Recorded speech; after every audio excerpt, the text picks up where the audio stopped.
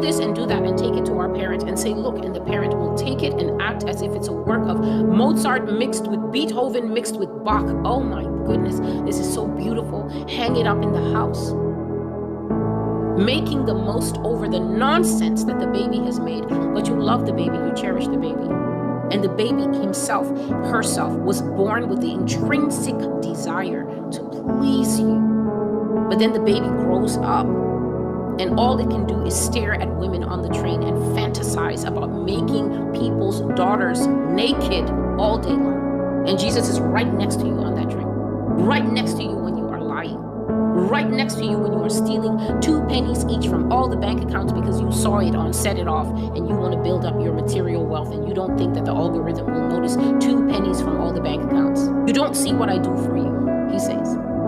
You don't know what I do for you. You don't know the depth of my mercy. How many times I have protected you from Satan's constant and justified demands to take your life for sin. Whenever you sin, Satan has a right. Just think about it.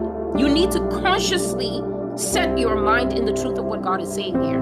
When you sin, Satan is in the game. Satan is on the sidelines when you are living righteously. The minute you start nonsense, Satan's like, put me in, coach. And he has a right, God says.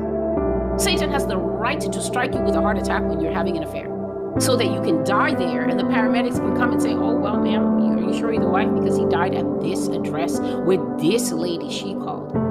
That's how your affair will come out. When you got tubes in your nose and your mouth fighting for your life and your wife is there and she's unable to feel any empathy for you. She's hating you as you exit this life because of what you've done to her. Satan has a right. He has a right to strike. He has a right to cut the brake lines unmistakably and send everybody in that car into the wall, the highway wall. I'm always talking about the highway wall. That thing is going to have a high body count. Worse than the baddies, that wall is going to have a high body count at the end of times because people don't listen. Satan is the Lord over sin. You touch Satan's things. Do you think that he won't lord over you? Satan touched Job, who had done nothing. Nothing. Job had done nothing. You think that Satan will be refused his prize? God is saying, you don't know what I do for you. You don't know how endlessly I protect you from yourself, from your ways, from your own pride, from your own recalcitrance, from your own recidivism, going around in a circle, revolving doors, sin, repent, sin, repent, sin, repent. I can't help it, Celestial. I can't help it. As if you have no free will. As if God just brought us on this earth and we're just limp kitchen gloves. No strength, no nothing. He says you abuse my grace because I protect you on an hourly basis. That's why you abuse my grace. So where's that grace? You don't see the grace.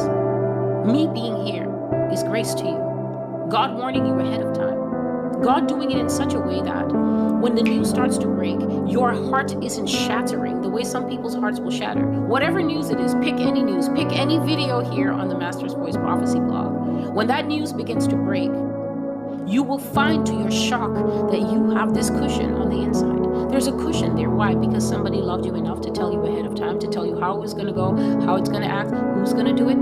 When it happens, the other shoe drops and you think that's it. Celestial told us. Other people will be having strokes and heart attacks when certain news comes on the TV because they never heard it